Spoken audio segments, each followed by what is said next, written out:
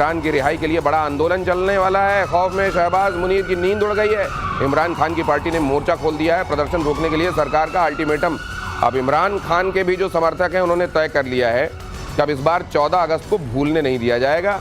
आज़ादी वाकई ऐसी की जाएगी कि वो जो हमारा प्रतिनिधि है जिसको गुलाम बना के रखा गया है इतने दिनों से, वो अब बाहर होगा। तो पाकिस्तान में आने वाले दिन क्या वाकई बड़े हलचल वाले होने वाले हैं, या पाकिस्तान के लिए इस तरह की हलचल नॉर्मल है? This is again a new normal which is getting added to Pakistan general nature. क्या होने वाला है सर? ये 5 अगस्त में भी यही बात हुई थी। इमरान साहब का 2 साल पूरा हुआ था जब ये पकड़े गए थे। उस दिन 1000 लोगों को इन्होंने पकड़ लिया और शांत हो गए। अब आया है 14 अगस्त की बात। 14 अगस्त में करेंगे। अभी उनकी 3 बीवियां, बुशरा बीबी के साथ जो उनकी पहली बीवी है, सब वहाँ हैं। उनके 2 बेटे वो यूके से चला रहे हैं।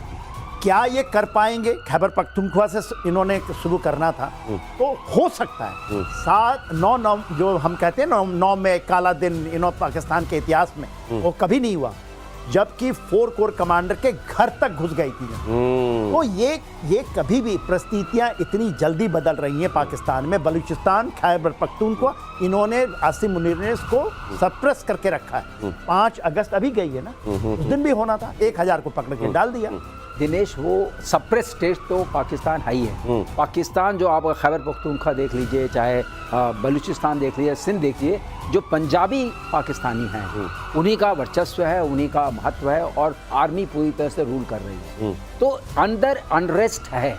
वो अनरेस्ट कैसे मैनिफेस्ट करेगा, किस किस तारीख को लेकर मैनिफेस्ट करेगा? 14 अगस्त अपने आप में ग्रेविटेटिंग पॉइंट हो सकता है कि सारे के सारे लोग साथ आने की कोशिश करें, लेकिन जो वहाँ का अभी डिस्पेंसेशन है और जो मैनिफेस्टेशन है, और जिस तरीके से ये पता चल रहा है कि मुनीर को बार बार अमेरिका स्वागत कर रहा है, तो मुनीर के भी जो है पंख निकले हुए हैं। तो शायद इस वाले उसमें सफलता उतनी नहीं मिल पाएगी जिस तरह मुनीर स्टेरॉयडल स्ट्रेंथ पर है। लेकिन ये जो चल रहा है, मैं आपको बता दूं आपके शो के माध्यम से आपके दर्शकों को, पाकिस्तान में implosion is not a possibility, is a certainty, it's a matter of time। Pakistan के अंदर इम्प्लोजन मतलब जब अंदर ही कहीं पर धमाका होता है तो उसको इम्प्लोजन कहते हैं। ये होने ही वाला है। दीवार पर बड़ा बड़ा लिखा हुआ है, पाकिस्तान को भी दिखाई दे रहा है और वो कुछ नहीं कर सकता। और ये स्टेरॉयडल स्ट्रेंथ पर ये जो कह रहे हैं ना, ये पीके श्रीवास्तव, इसको समझिए, अमेरिका से मिलकर एक तरीके से स्टेरॉइड के इंजेक्शन लेकर जो आ रहे हैं अपनी कुर्सी को और बड़ा और बचाने की तैयारी जो मुनीर की तरफ से चल रही है।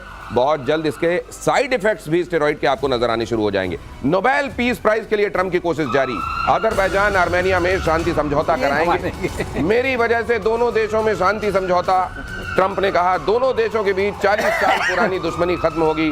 व्हाइट हाउस में होंगे शांति समझौते पर दस्तखत। और आप हैरान मत होइएगा, आप जब ये मथुरा की तरफ से या आसपास की तरफ से दिल्ली की तरफ चलते हैं तो आपको रेलवे की दीवारों के पास में कई जगहों पर कुछ लिखा हुआ भी दिखाई देता है कि एक बार मिल तो लें, इस तरह की बातें भी लिखी रहती हैं। तो ट्रंप वाले नारे भी अगर आपको कहीं लिखे हुए मिल जाएं कि यहाँ पर सुलह कराया जाता है, संपर्क करें डोनाल्ड ट्रंप, तो हैरान मत होइएगा सर। तो अब तो ये नौबत आ गई। ये बात तो बिल्कुल है। और आर्मीनिया का 40 साल पुरानी तो है, ये देवर पार्ट ऑफ यूएसएसआर। और आर्मीनिया और अजरबैजान का झगड़ा क्या है? अजरबैजान मोस्टली एक मुस्लिम कंट्री है, वो शिया मुस्लिम कंट्री है, और आर्मीनिया जो ऑर्थोडॉक्स चर्च वाला है, थोड़ा सा हट करके है जो रशिया है। और इन दोनों के बीच में नागोर्नो काराबाख को लेकर के जो झगड़ा चल रहा है वो इतना पुराना है, वो सुलझ नहीं सकता। लेकिन इन दोनों को बुलाया है। अब इन दोनों को बुला करके वो बताना चाहते हैं। उसमें टर्की का भी एक एलिमेंट है। टर्की ये चाहता मैं सुलझाऊं। अब ट्रंप कूद पड़े कि मैं सुलझाऊंगा। तो अब 2 लोगों के बीच में, ये इन लोगों के बीच में पहले रस्साकसी चलेगी। लेकिन ये दोनों आएंगे, कोई छोटे छोटे देश हैं बेचारे, और उनके पास कोई ऐसी कोई सेना हो, वायुसेना तो है नहीं। तो वो लोग कोशिश ये करेंगे कि हम इनके हाँ में हाँ मिलाएं। यू हैव नो कार्ड्स वाली सिचुएशन है। ये नो कार्ड्स। ये जो सुलझाएंगे, ये किसी ने बड़ी अच्छी बात कही कि 2 ऐसे लोगों के बीच में जो कोई झगड़ा ही नहीं था, उन्होंने कहा मैं इनके बीच में सुलह कराऊंगा। उन्होंने कहा कैसे कराएंगे? झगड़ा करा के। तो ये जो इनका हिसाब किताब है। अमेरिका को बहुत बड़ा झटका। बाय द वे, स्पेन ने स्टेल्थ फाइटर खरीदने की योजना रद्द कर दी।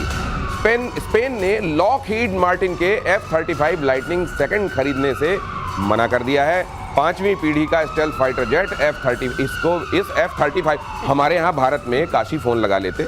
वो लोग मुहूर्त बता देते कि F-35 कब बनाना है, कब इसके बारे में घोषणा करनी है, और पूजा पाठ करा लेते तो शायद ये हाल नहीं होता। देखिए हम रफाल लेके आए थे, हाँ, हमने पूजा पाठ की थी, स्वास्तिक लगाया था, मौली बांधी थी, तो उसके ऊपर बड़ी चर्चा हुई। हाँ। लेकिन इन्होंने नहीं किया, क्या हाल हुआ ये देख लीजिए। अच्छा, अब जो इनका हाल हुआ है, अब F-35 जिसके ऊपर कहते हैं खरीदो, पहले कहता हम नहीं देंगे, अब हो रहा लो, छोड़ दो, अब लो और छोड़ दो वाला मामला हो गया।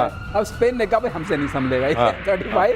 तो F-35 एक्चुअली सीरियसली स्पीकिंग, कहते हैं serious F-35 is a very complex aircraft, fully digitalised, और इसमें होता क्या है कि ये सेल्फ ग्राउंड कर लेता है। सर हमारे यहाँ एक कहावत है, विंध्य इलाके में मध्य प्रदेश में एक बात कही जाती है, आंजा तांजत कन्मा कई देश, मतलब आंजते आंजते काजल लगाते लगाते इसने आंख ही फोड़ दी। F-35 को इतना ऑटोमेटेड बनाया, इतना उसको सोफिस्टिकेटेड बनाने की कोशिश की, वो किसी काम का नहीं रह गया। अगली खबर देखिए, भारतीय नौसेना होगी और मजबूत।